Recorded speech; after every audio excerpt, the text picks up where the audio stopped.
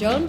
My name's Madeline Penman and I'm also a collaborator here doing my research at ANCLAS, and it gives me great pleasure to present our final speaker for the day. Cristian Parra is an economist with 15 years of experience in issues relating to the mining industry, looking at socioeconomic impact assessments. He's currently collaborating as a research fellow for the Centre for Social Responsibility in Mining and Sustainable Minerals, the CSRM, at the University of Queensland. And he's not the only colleague from the University of Queensland presenting in this conference. We'll also have one of our colleagues from there tomorrow. So a very important reference point in Australia on the mining industry and its effects. Cristian has an extensive background working as a consultant advising large mining companies and also working looking with communities, looking at the human development effects of mining projects. And it's quite fitting that we have a Chileno to finish the day. So without further ado, thank you very much, Cristian. Okay. Thank you. I don't know how to thank you very much for the invitation today. I don't know how to start this presentation because the previous presentation were very, very good with some specific key points. And also I don't know how to start because today, especially in Latin America, the mining boom or the potential mining activity could have a huge impact in terms of the socioeconomic progress, in terms of the socioeconomic development or the economic development, in terms of the economic growth. And also, at the same time, it's very difficult to try to build something like a new statement about development or something like to present a new approach in terms of how to face the economic, the future, because something happened, especially in developing countries and especially in Latin America, something happened there, and I would like to start saying that the system, our system, the economic system, doesn't work at all, because today we have an important part of the population who still are living in poverty. And this is probably is not an issue with a direct relation to mining, but I think could be a very good starting point for this conversation, because we have a debt in Latin America, and also we have the debt in Africa, and also in some countries of the Pacific Asia, and also something is happening in some countries in Europe, for example, Spain, Greece. Something is happening, and the previous model and the previous prescription from the last 20 years, something happened and the system is not working. This is the first part, the introduction. I would like to present today an introduction, but it's an introduction with some concepts, with some analysis in general in terms of the mining development, with an analysis of some issues around mining development. And then the main part is about Chile. This is the main focus of this presentation. And of course, at the end I will present some final ideas, or not exactly recommendation, but some final ideas. And I think it's very important to start talking about expectation and this strained relationship with the social condition. And the initial question is, why are social expectations are growing in Latin America? Of course, in relation to the mining activity, we have conflict in Peru, We had conflict in Ecuador, we had conflict in Argentina, in Bolivia, also in Chile. And Chile is very strange because Chile is the north part of Chile is a mining zone. It's not about a new mining development in some specific area without history. But we have two important projects that at this moment are stopped, and something happened there. It's not only one answer.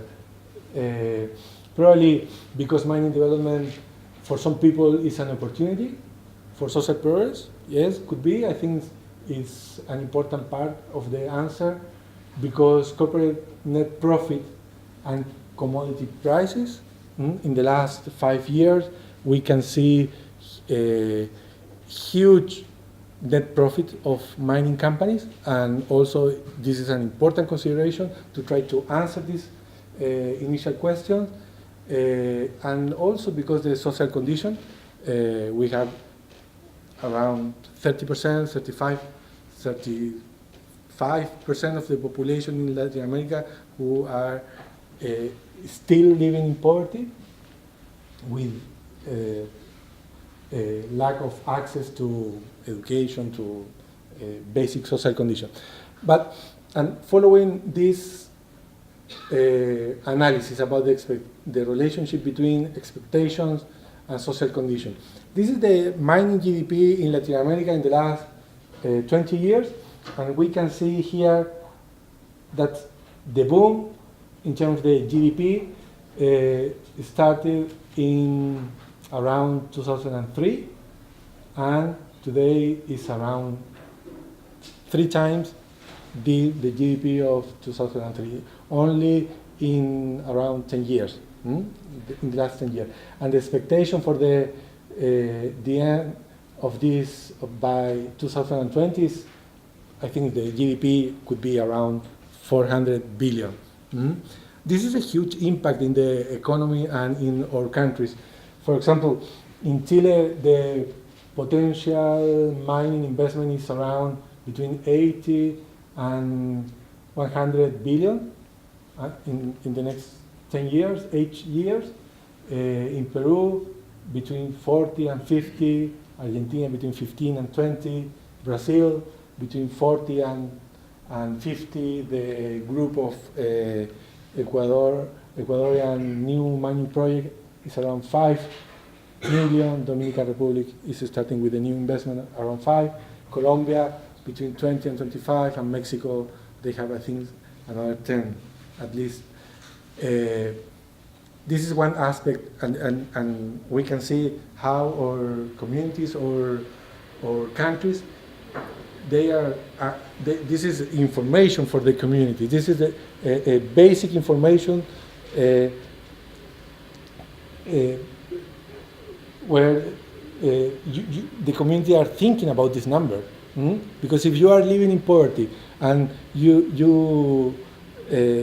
the news that you have is, what happened here? A new project about 3 billion, 4 billion, 5 billion, a new group of investment, and I don't have money for education, for local infrastructure, for a new school, and you are talking about this size, this type of, the size of investment. It's a huge contradiction. And in terms of the poverty, here we have the Latin America, the poverty in Latin America in terms of the percentage of the total population, 48% to 30, 31, and from 65 to 55. Probably people who are living in the Amazon, who are living in any rural area, this is the average in terms of the poverty.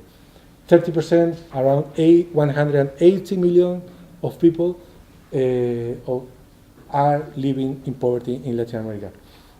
We cannot avoid this basic number to start our analysis.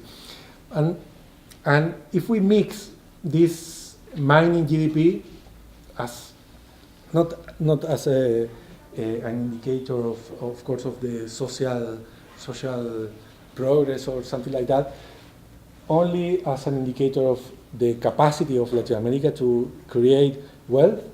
And if we mix this GDP, in this case, GDP per capita, and we try to understand what are the relationship between GDP per capita in this case, but as an indicator of the capacity to create wealth and the progress in terms of the human development. Here we have a graph with GDP per capita and human development in this, the Human Development Index. This is a composite indicator to, I think it in some way represent the social condition of a country.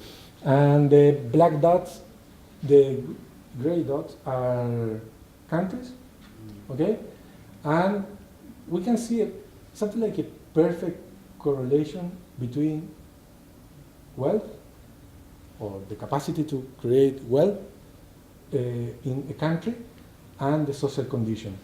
And the conclusion, I think for me it's very clear. If a country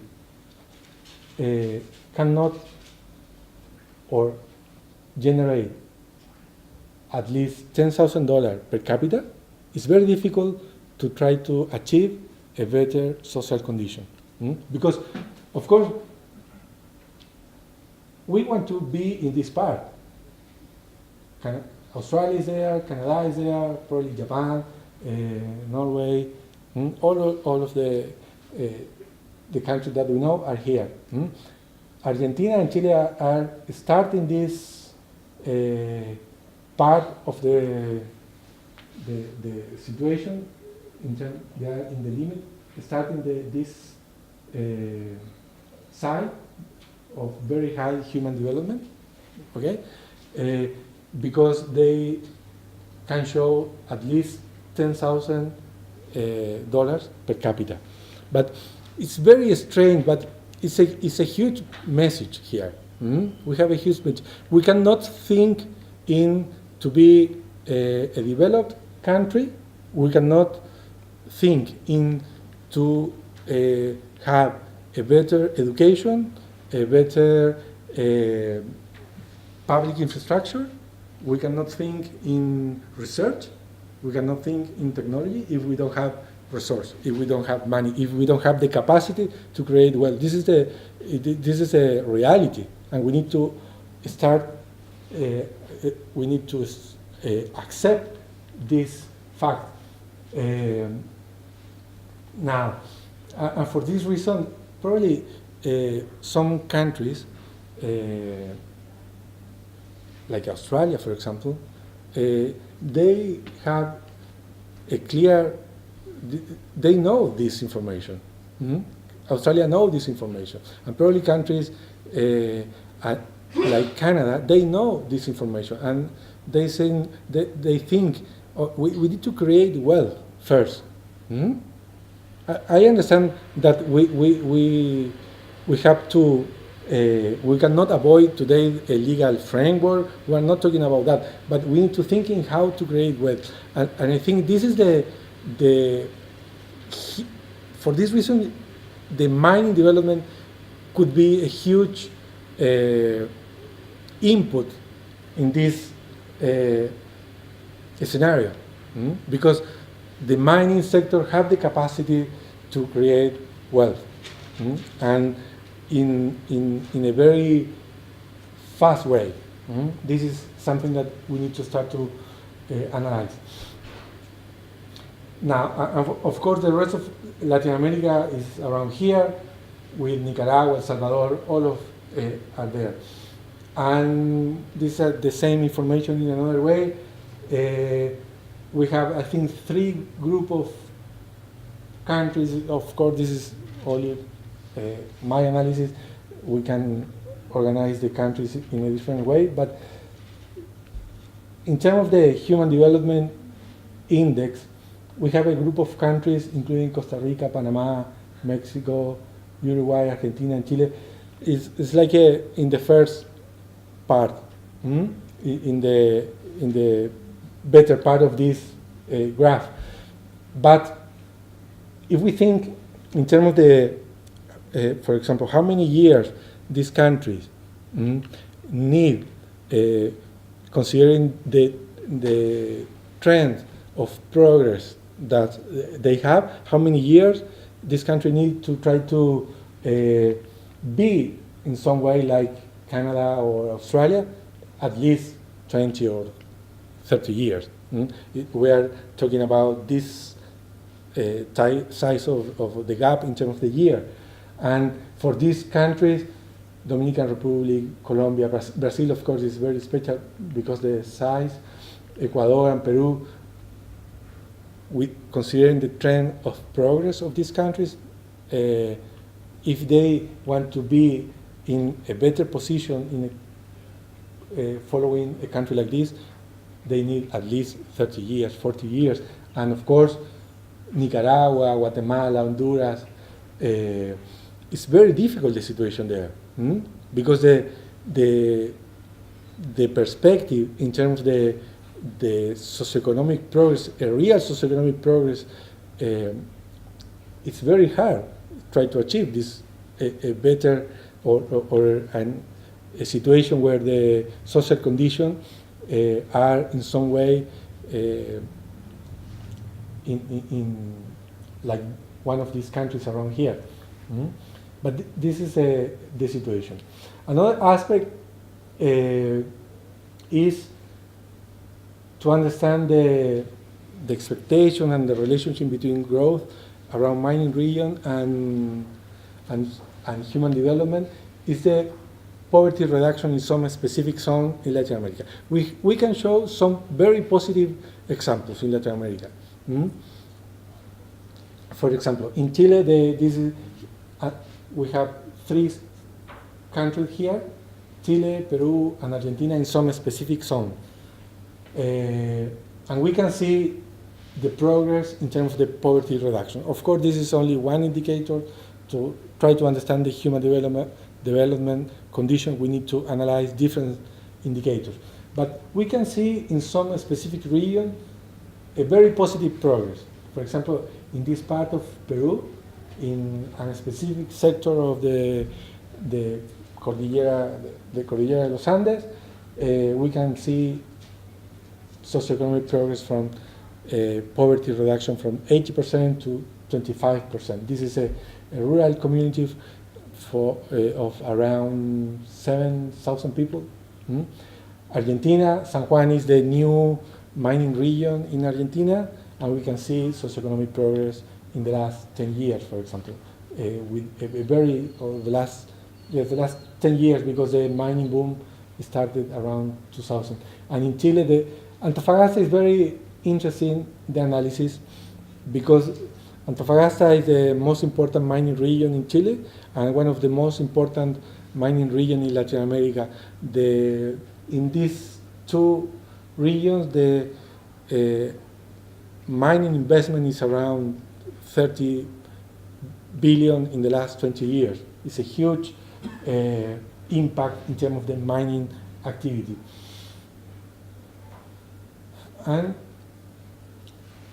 But at the same time, we have the other side. I remember that a graph can show one part, but at the same time, we have a second opinion of each indicator.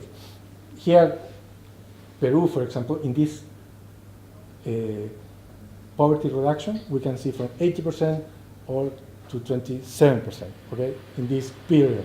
But at the same time, the same size of mining activity in another region of Peru, not too far, around 300 kilometers, something like that. But we can see this is the final result in a period of the 10 years of after mining activity.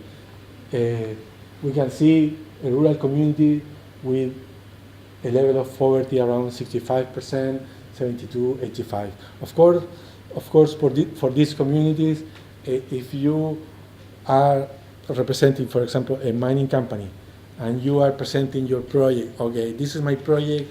I will invest here around 2,000 million in the next 10 years, and they will say, yes, but nothing happened here.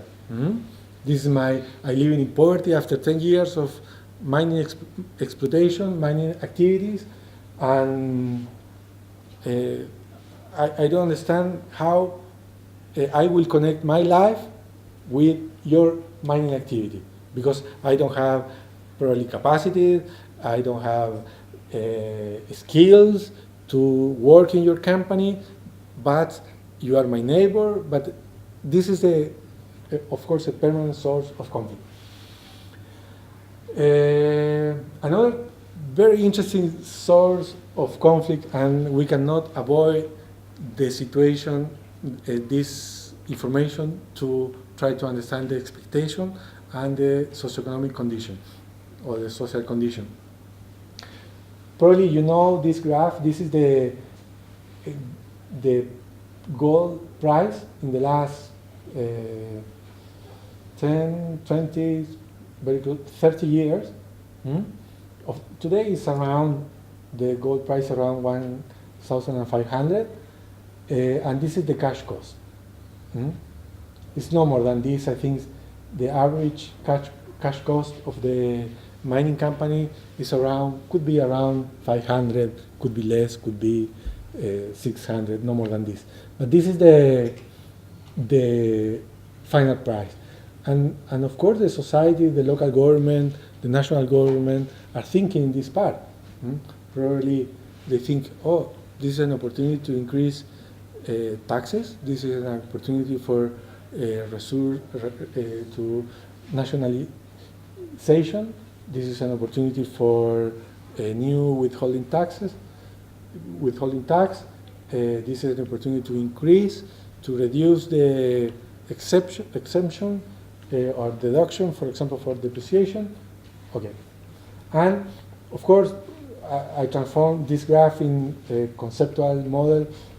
If we, in the 90s, the earning before interest, taxes, and depreciation and amortization was around between 30 and 50% of the net sales. Okay, and taxes was a part of this gap, and this is the cash cost. But today we have this gap, or it's very easy to find this gap in some specific mining activities in some specific place when the cash cost is very low. And of course, today the net profit is huge, or at the EBITDA is around 60, 70, and 80%.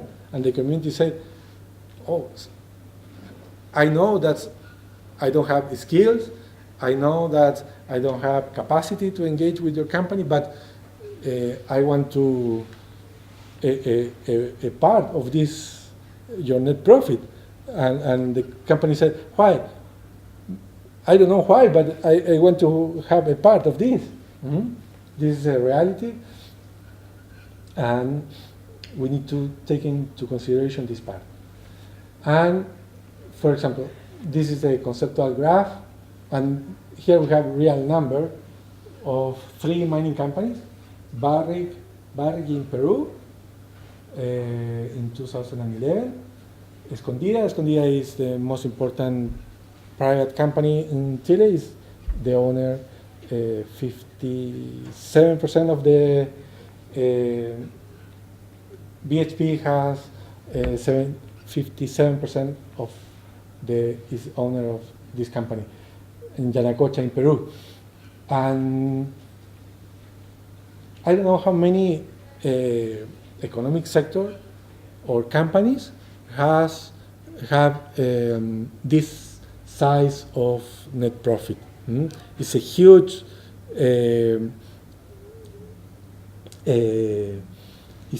percentage. For example, if your net sales, here we have net sale in the top, are around 1.5 billion, and your EBITDA your earning before your cost are 73%, it is because you have a very good business.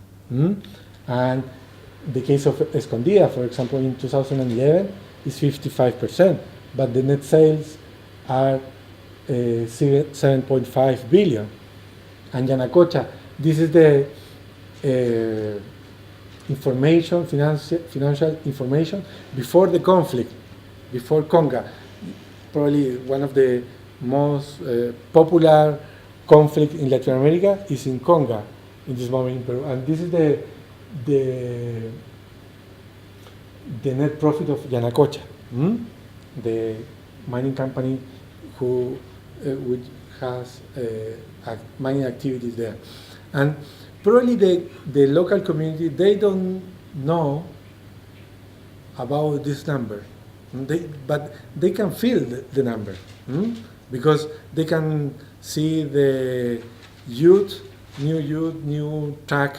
They can see probably that the Christmas party that was paid for the company was huge this year, and they can see a new, a new gym for the local community. But and probably the final manifestation, the final claim from the communities is about water, is about some environmental issues.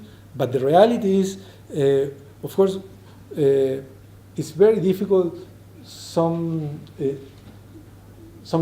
to say, okay, I want to have an important part of your net profits.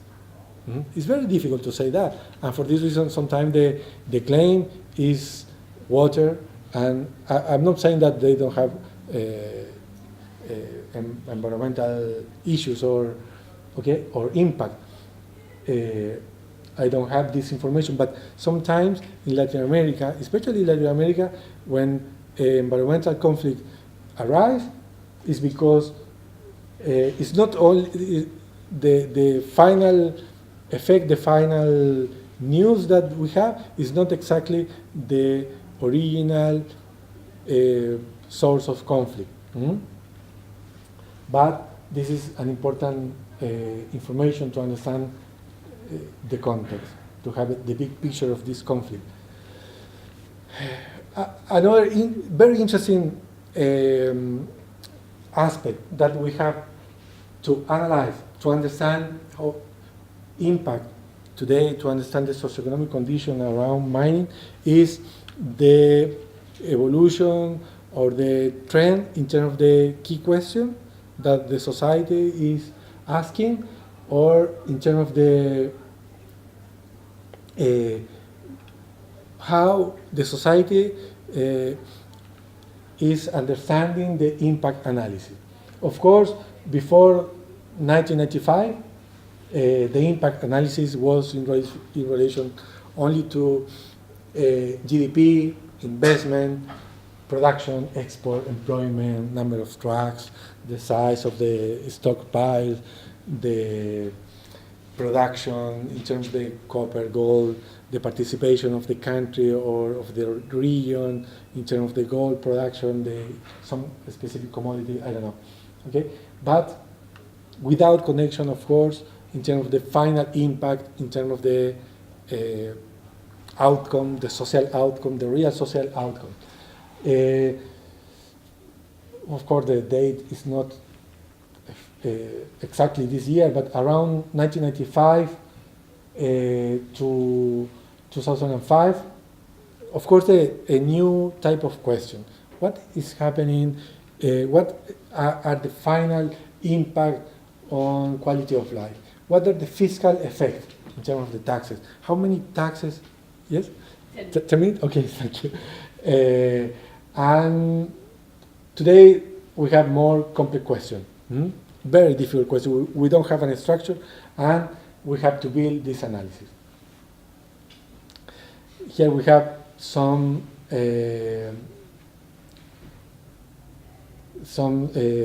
different type of impact. I only want to say that today the impact analysis on the one side we have impact, and on the other side we have development. And we need to try to connect these two type of side, input and output, and the connection of government, civil society, companies, people, localities, and social conditions. And we need to analyze not only the final input of the company, we need to analyze how to connect this final input with the development, but with their own idea about development. And another very interesting aspect is about the contribution of the companies in terms of the direct investment. Here we have the total contribution worldwide of the most important company, BHP, Rio Tinto, Anglo American. For example, in 2010, BHP, the total contribution, not only in Australia, everywhere, was around 195 million. This is was the total contribution. Thus, this contribution represents no more than 0.2 or 0.3% of the net sale of the company. And this percentage is very similar. This is another aspect to understand. I put this number because the traditional statement of the company is we are part of this society, and we are doing a huge contribution to this society in terms of our social responsibility, in terms of the direct investment. But this is the size of the effort, the real effort of this direct investment. And another interesting aspect is to compare, is the reality also in terms of the public expenditure in Latin America. Here I have only 3 examples: Brazil, Chile, and Peru. This is the budget that a government in a country like Australia have per year. Australia can spend around $20,000 per person per year. Mm-hmm. And in Latin America, the best number is Brazil and Chile. Mm-hmm. We have, our budget is no more than 2,500 or very close to 3,000.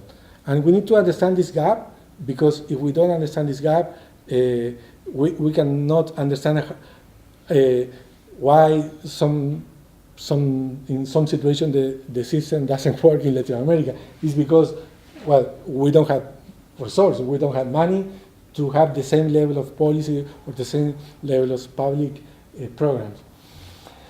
Discussion around taxes is another important consideration. I think royalties, corporate taxes, withholding taxes, resource nationalism, set of discount, depreciation, amortization, pre-stripping, all of these things I separate the discussion, transparency and governance, mining fiscal income in connection to the mining zone is another point of discussion, and employees' participation. I put this example of Ecuador because we are talking about Latin America, but not because I agree with this number, because I think it's the most aggressive policy in terms of the taxes in Latin America, with at least, or the most important component, 50% of an special tax based on net income will share with their workers. 25% of corporate tax, and state participation. And the state participation is very interesting because they said in the constitution, if the company will win 50, I will win 51. This is you cannot win more than the government or the state of Ecuador. I will review Chile very quickly. Highlights: 75 million, mining foreign investment around 30 billion, total investment and industrial investment in relation to this mining investment around 50 billion in the last 20 years, and one of the best socioeconomic performance in the last 20 years in Latin America. Important social conflict in mining region as well is part of the context. This is the GDP, mining GDP between comparative analysis between Chile and Australia. In the 90s, for $1 in Chile, Australia, in terms of the GDP, the difference was 16. Today, the difference is only 3 times. It's a huge progress in terms of the GDP growth using current dollar. In terms of the GDP participation, in Chile, the GDP in the current dollar is around 22, 19%, 20%, and in Australia, the mining participation is very flat, it's the same. This is because, not because the mining sector is not growing, it's because the economy in Australia is very diversified. In terms of the size, Chile is like Queensland. Okay, this is the size of the GDP in Australia, around this. It's more than New South Wales, okay? And this is the mining, the GDP participation by sector in Antofagasta, the most important region in Chile. But look at this graph. Mining is around 63%. It's a mining region. GDP of Antofagasta is around 25 billion. Okay? And this is the graph of Queensland, for example, and New South Wales. They have also a huge mining activity, but the other sectors also have a huge participation. This is the difference, and probably we can see we can see the same problem in other countries in Latin America. If we are producing copper, we only have capacity to produce copper, but the rest of the economy is not too diversified. Okay, this is Antofagasta. Okay, poverty reduction, Tarapacá, Antofagasta, and Chile, and Latin America. Here we have the mining regions from 34 to 7 in 15 years in this case. But the problem is, of course, this number is very good if I compare this number with Latin America and also with Chile. But the capacity to create wealth in this mining region is around $30,000 per capita per year. And the question is, if you have this capacity to create wealth, do you think that this socioeconomic progress is enough? It's not enough, because the socioeconomic condition of countries or region or zone with this level of capacity to create wealth is, of course, is better than probably the poverty level that this region needs is very close to zero. This is the question. We can show a better performance in mining region, infant mortality rate, illiteracy rate. We can see a perfect correlation between poverty reduction and copper production. The 90%, 95% of the mining activity in Chile is copper. And this graph is very interesting because the correlation is very close to perfect correlation. When the copper production is growing, poverty is decreasing, and when the copper production is at the same level, the poverty reduction, the economy or the region doesn't have the capacity to reduce the poverty. And here we can think in a lot of recommendations in terms of the policy, for the public policy, especially in terms of how to improve social conditions. I will finish very quickly. In terms of the inequality, also this region has a very good performance. Here we have the participation of income of the first 20%, the poorest 20%. Tarapacá, for example, between 1990 and 2010, the participation of the first 20% grew from 4%,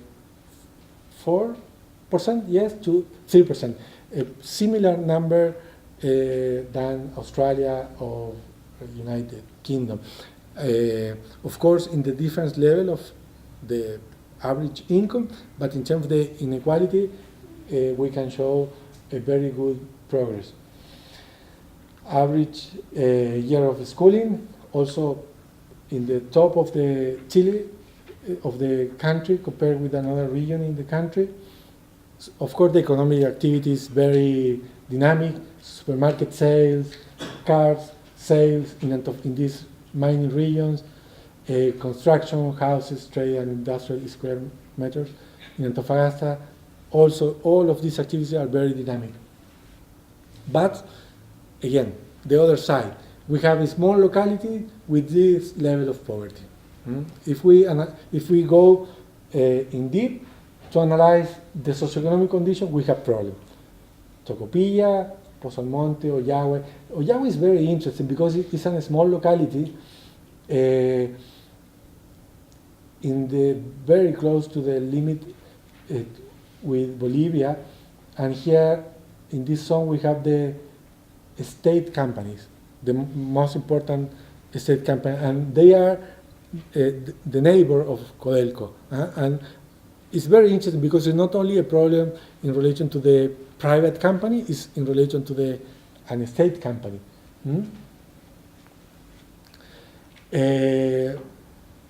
This information is very interesting to represent how the economic progress or the socioeconomic progress have an important disconnection with the public policy. The hospital bed in one of the most important regions, in the mining region in Latin America, this is the change in terms of the hospital beds between 1990 and 2010, no more than 130 beds.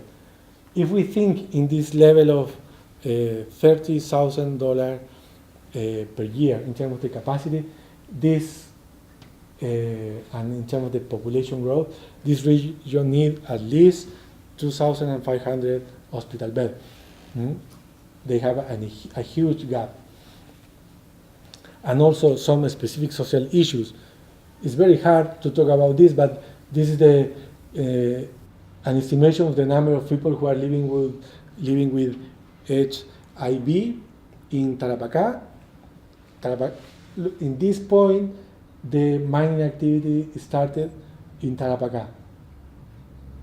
Probably before the mining activity, they were following the same trend, the national trend in terms of the people who are living with HIV, but start with, probably we had the same correlation between poverty and copper production, but here we have an important correlation between mining activity and people who are living with HIV. An important social issue. In terms of the fiscal income, the fiscal income in Chile is around 60 billion. Private mining, the taxes of private mining is 4.2 billion. Codelco, the other half. Mining represents around 20%, 22% of the total tax income and 50% of the total fiscal income of Chile. Of course, it's an important input in terms of the financial resource. And I think the discussion around taxes in Chile today is it's not about resource nationalism, it's about share and stock participation. I think it's about the discount that the legal framework in terms of the tax, in terms of the depreciation. I think we have a pending discussion around these topics, and mining fiscal income connected to mining zone. This is a very huge point. We don't have a connection between mining fiscal income and the socioeconomic progress and the need of the mining region. Finally, I would like to, I think we have to finalize, we have two main challenges. We have an opportunity. We can, in Antofagasta, for example, the poverty, the population who are living in poverty is around 8% of the population. In terms of the number of people, this is around 40,000 people. It's not, we are not talking about 2 million, 5 million, a huge population. And I think the public policy needs to be very aggressive, considering that the next 10 years, the mining sector will invest around 50 billion or 60 billion. And the country has a huge opportunity for poverty reduction and to face social issues like prostitution, drugs, health, all of these things that you know, and support the growing social demand and the growing demand for public infrastructure. And also, I think another important challenge is that the mining sectors and the civil society in some point of this discussion need to share the same table and to try to build a new common view, a new value proposition, a new relationship to try to use this mining sector as an opportunity. And not, and this is my final idea. I think for me the most important part is this: we cannot transform this opportunity, these mining opportunities, in a new missed opportunity for Latin America. We have a lot of missed opportunities in terms of the socioeconomic progress, but I think this is the most important challenge. Okay, thank you very much for your...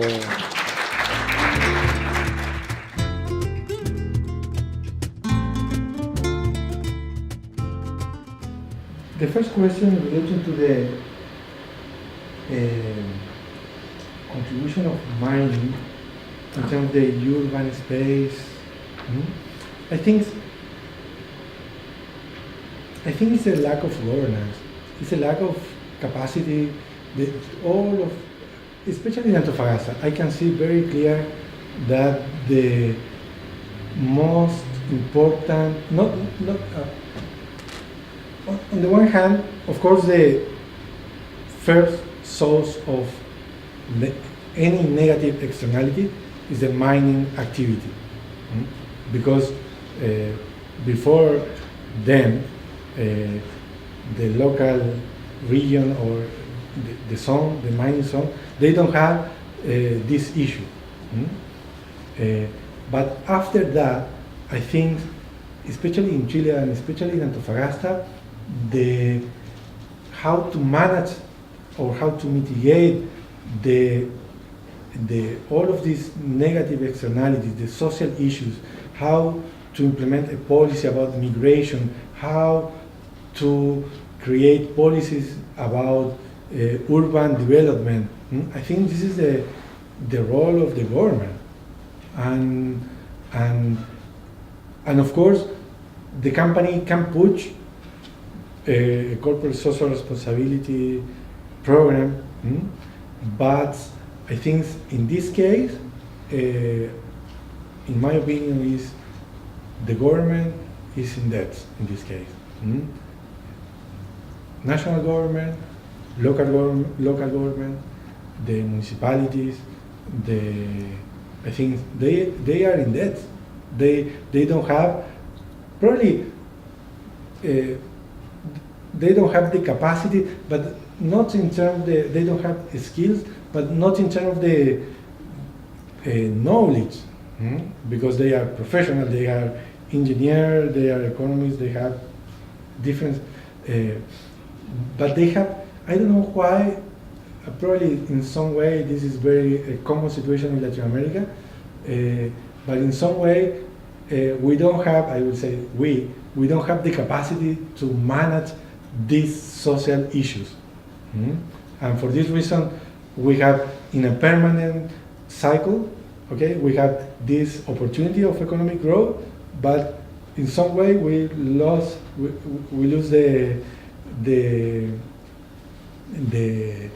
the way, and after 2 or 3 years, the only issue that we have is a problem or a social issue.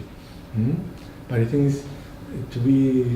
to answer directly your question, I think it's the lack of governance, it's the lack of capacity in our local government to manage the issues around mining. And the second question in terms of the education, the difference is very interesting. It's very interesting. Also as a case of analysis, what happened in terms of education and health and all of this socioeconomic progress, the analysis of Chile. Because we have the same policy of education and health for any region in Chile. We have only one policy, a general policy, okay? The only aspect of differentiation is the capacity of the local administration to implement, I don't know, the same program that the country has in the south of Chile, implement in the north. The only difference is the capacity of the local administration of the local state, the local government to manage the same policy. This is the only difference. And also in terms of the budget, the public budget, we have the same formula for budget distribution. It's the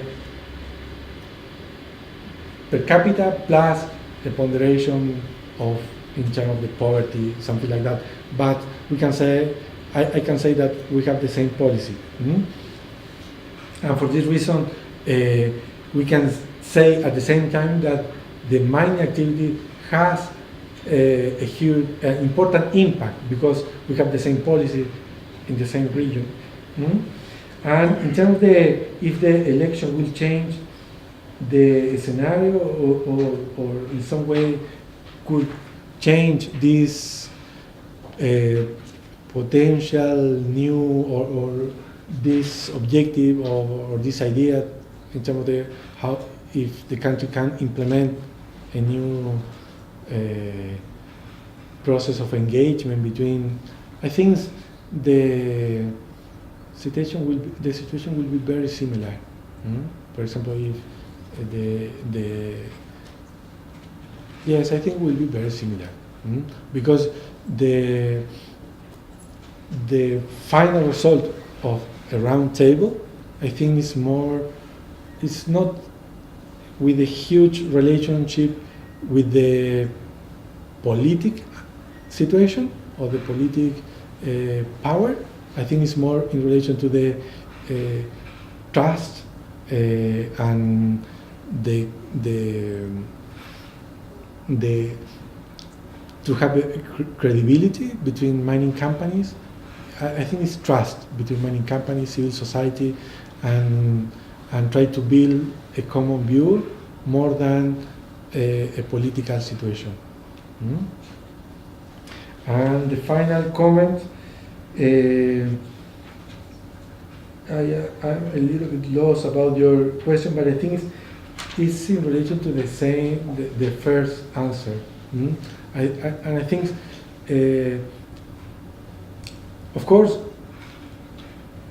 I disagree with in general, with the opinion that, for example, or the statement which say the companies are here to produce money and they have an objective, a business objective. I'm not agree with this statement, okay?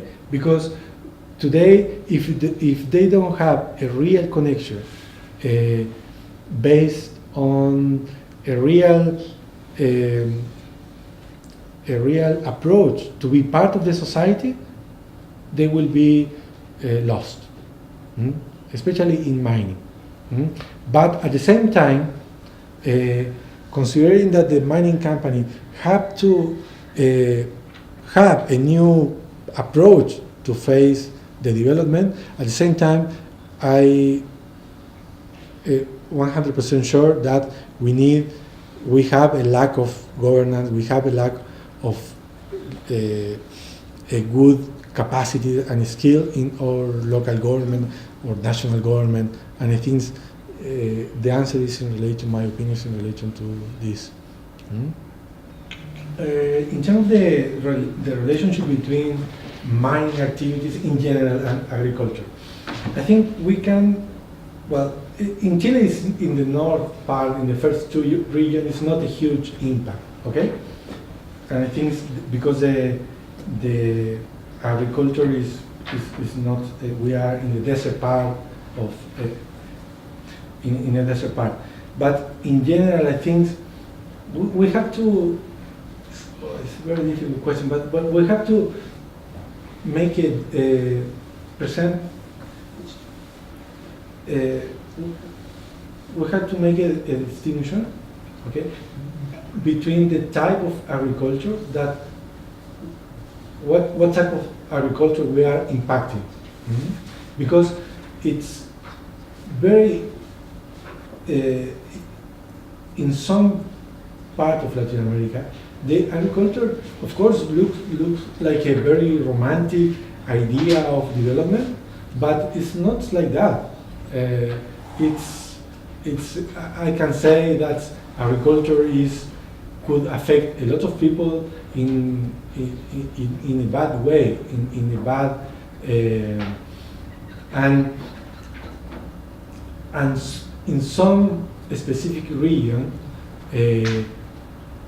mining activity, of course, we have to analyze as well the type of mining activity can be an alternative from people who have to work in agriculture, but the agriculture is not providing the type of life that the people want. But in some way, of course, the mining activity could be very aggressive, very intensive, and of course can affect the traditional agriculture in terms of the water, in terms of the land, in terms of the access to the land, in terms of the transformation of the landscape, all of the things. I think I can, in this case, I cannot answer this question. I think we need to analyze some specific aspect.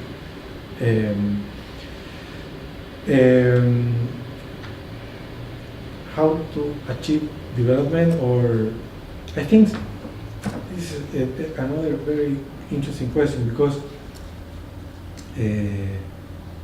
I think the thing that we have to do is to try to forget the past in terms of the type of development that we want as a society. It's not, we need to forget GDP, we need to forget export, we need to forget investment.